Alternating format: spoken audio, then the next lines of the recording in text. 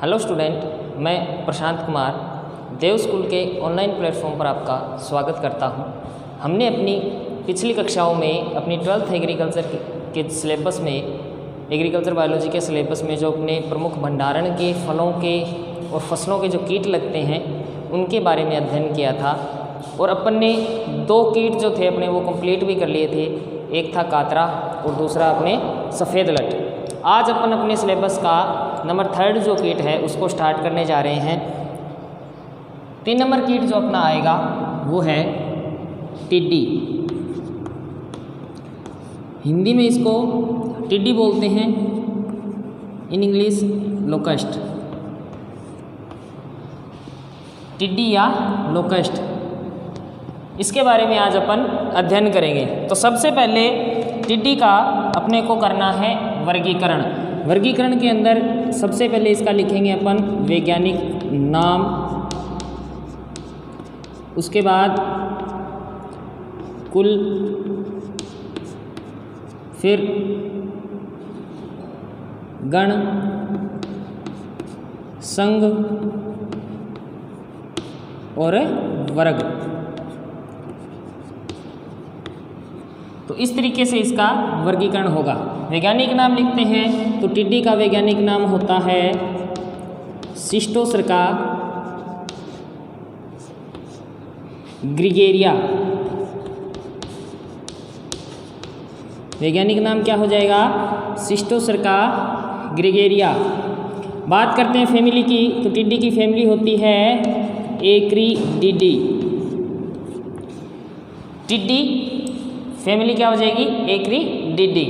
उसके बाद गण, बात करें गण की तो गण होता है इसका ऑर्थोप्टेरा,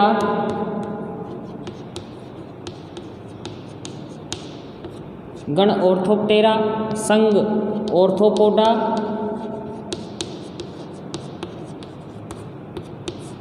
और वर्ग इंसेक्टा। वर्गीकरण किस प्रकार से रहा? वैज्ञानिक नाम शिस्टोसर्का ग्रिगेरिया, फैमिली एक्रिडिडी, गण ऑर्थोप्टेरा, संघ जो है वो ऑर्थोपोडा और वर्ग इंसेक्टा। इस प्रकार से टिड्डी का वर्गीकरण रहेगा। इसके बाद अपन इसकी कुछ महत्वपूर्ण बातों के बारे में बात करेंगे, जो इसकी मुख्यतः अपन कह सकते हैं कि विशेषताएं हैं। क्या? नंबर 1 की बात करें तो यह एक सर्वभक्षी कीट है। यह एक सर्वभक्षी कीट है तथा इसे अंतर्राष्ट्रीय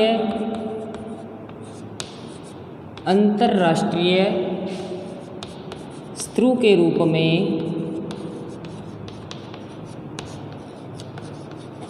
जाना जाता है।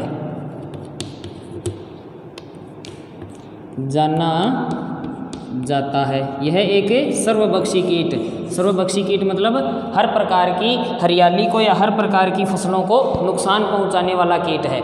इसके बाद में सेकंड नंबर जो इसकी विशेषता रहेगी वो क्या है कि विश्व में फड़कों की, फड़के मतलब ग्रास हॉपर, लगभग 5000 प्रजातियां पाई जाती है। कितनी? 5000 प्रजातियां पाई जाती है, जिनमें से केवल 9 प्रजातियों को ही टिड्डी की संज्ञा दी गई है। कितनी प्रजातियों को? 9 प्रजातियों को ही टिड्डी की संज्ञा दी गई है। अपने पूरे वर्ल्ड वाइड फड़कों की लगभग 5000 प्रजातियां पाई जाती है। उन्हीं 5000 प्रजातियों में से सिर्फ 9 प्रजातियों को टिड्डी यानी कि लोकस्ट की संज्ञा दी गई है। फड़के जो होते हैं वो टिड्डी की अपेक्षा कम नुकसान पहुंचाने वाले होते हैं और एक साधारण स्वभाव वाले होते हैं, जबकि टिड्डी जो होती है ये एक उग्र स्वभाव वाली कीट है और फसलों के अंदर बहुत ही ज़्यादा मात्रा में नुकसान पहुंचाती है। तो ये हो गई इसकी कुछ विशेषताएं। अब बात करते हैं अपन, विश्व में अपन ने पढ़ा कि इसकी 5000 प्रजातियां हैं, जिनमें से 9 प्रजातियों को टिड्डी माना गया है। भारत की अपन बात करते हैं। भारत देश में टिड्डी की 3 प्रजातियां पाई जाती हैं। भारत में टिड्डी की 3 प्रजातियां पाई जाती है मुख्यतः। कौन सी? तो नंबर फर्स्ट होएगी अपनी रेगिस्तानी टिड्डी,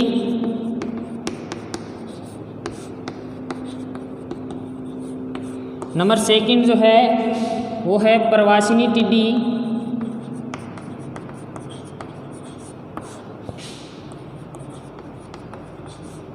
और नंबर थर्ड जो है वो रहेगी बम्बैया टिड्डी।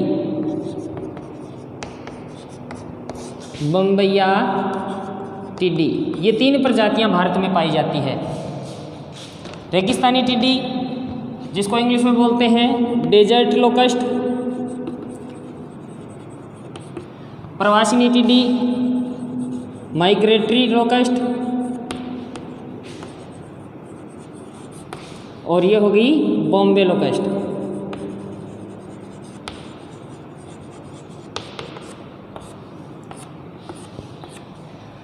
अब इसके बाद अपन इनके वैज्ञानिक नाम की बात करते हैं। वैज्ञानिक नाम इसका रह जाएगा सिस्टोसर्का ग्रेगेरिया। सिस्टोसर्का ग्रेगेरिया।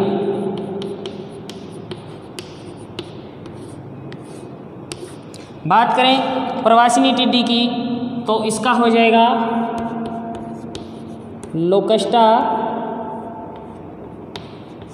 लोकस्टा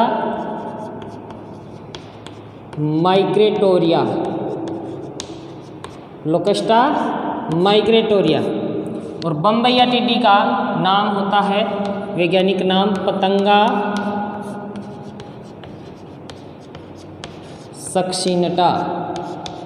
ये पतंगा नाम जो है ये कई जगह अपने को पटंगा लिखा हुआ भी मिलेगा, तो कंफ्यूजन होने वाली बात नहीं है, पटंगा या पतंगा, क्योंकि इंग्लिश में इसको PATANGA इस प्रकार से लिखते हैं, तो इसको पतंगा या पटंगा भी पढ़ सकते हैं। ठीक है, तो ये रह गए इनके वैज्ञानिक नाम। अब इनकी अलग अलग विशेषताओं की बात करें तो रेगिस्तानी टिड्डी, इसकी मुख्य विशेषता क्या है कि यह अत्यंत विनाशकारी प्रजाति है, बहुत ही भारी मात्रा में नुकसान पहुंचाने वाली अत्यंत विनाशकारी प्रजाति है।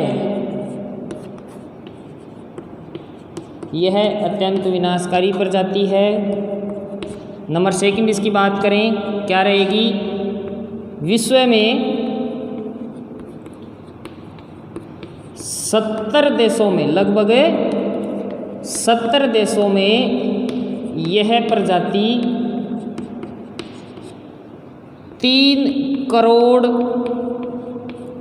किलोमीटर क्षेत्र में पाई जाती है। वर्ल्ड वाइड 70 देशों के अंदर यह प्रजाति 3 करोड़ किलोमीटर क्षेत्र में पाई जाती है। अब इसकी अपन बात करते हैं लोकस्टा माइग्रेटोरिया की। इसकी क्या विशेषता रहेगी कि यह राजस्थान व गुजरात राज्यों में पाई जाती है। सेकंड इसकी विशेषता रह जाएगी, यह वर्ष में 2 बार प्रजनन करती है, इसलिए एक वर्ष में 1 से अधिक पीढ़ी पाई जाती है इसकी। एक वर्ष में 1 से अधिक पीढ़ी पाई जाती है। फिर आती है अपने बॉम्बे लोकस्ट। इसकी क्या विशेषता रहेगी कि यह प्रजाति गुजरात व तमिलनाडु के मध्य वाले क्षेत्रों में पाई जाती है। गुजरात व तमिलनाडु के मध्य वाले क्षेत्रों में पाई जाती है। और नंबर सेकंड विशेषता, एक वर्ष में 1 पीढ़ी पाई जाती है। एक वर्ष में 1 पीढ़ी पाई जाती है।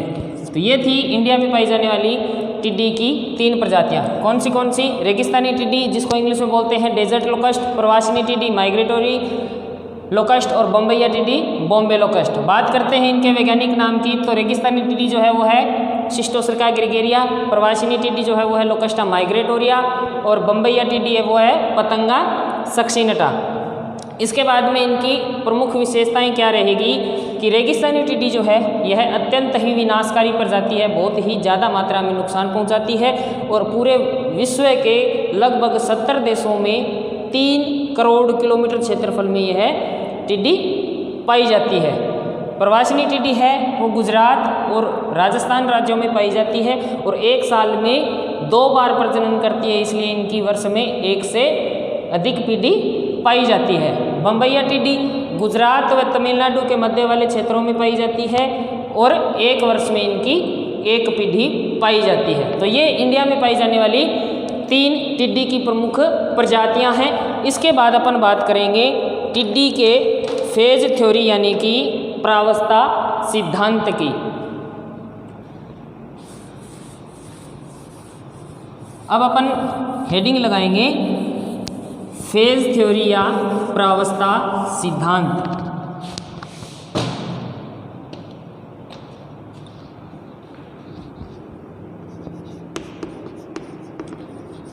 प्रावस्था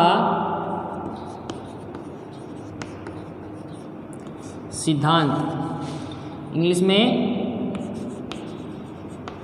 फेज थ्योरी। अपन जो सबसे हानिकारक प्रजाति है रेगिस्तानी टिड्डी उसके बारे में अध्ययन करेंगे। ज़्यादातर जो प्रवासिनी टिड्डी और जो बम्बैया टिड्डी है उनको छोड़ करके अपन अपने इस चैप्टर के अंदर रेगिस्तानी टिड्डी के बारे में अध्ययन करेंगे। तो रेगिस्तानी टिड्डी की जो फेज थ्योरी है उसके बारे में अध्ययन करेंगे। तो प्रावस्था सिद्धांत के अंदर सबसे पहले अपन लिखेंगे कि रेगिस्तानी टिड्डी की मुख्यतः 2 प्रावस्थाएं पाई जाती हैं। रेगिस्तानी टिड्डी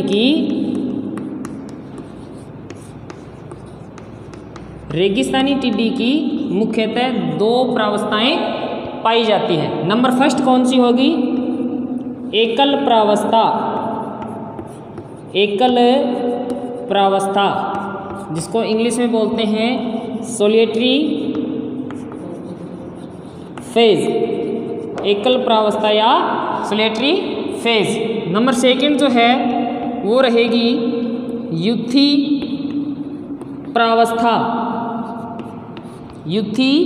प्रावस्था जिसको बोलते हैं ग्रेगेरियस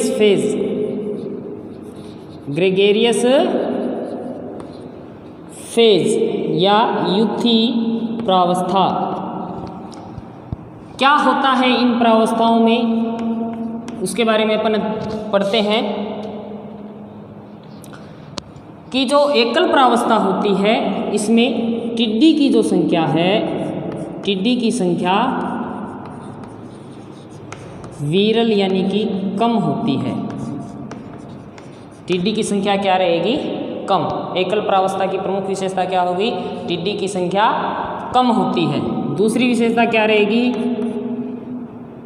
इस प्रावस्था में टिड्डी जो है वो एक साधारण फड़के की भांति व्यवहार करती है। किसके भांति? साधारण फड़के की भांति। साधारण फड़के की भांति व्यवहार करती है। कौन सी प्रावस्था में? एकल प्रावस्था में। नंबर थर्ड, इस प्रावस्था के अंदर जो शिशु होते हैं, अब्रक होते हैं या निम्फ बोल सकते हैं, वो हरे रंग के होंगे। किस कलर के होंगे? हरे रंग के। और जो वयस्क होते हैं वो होते हैं धूसर रंग के। वयस्क किस रंग के होंगे?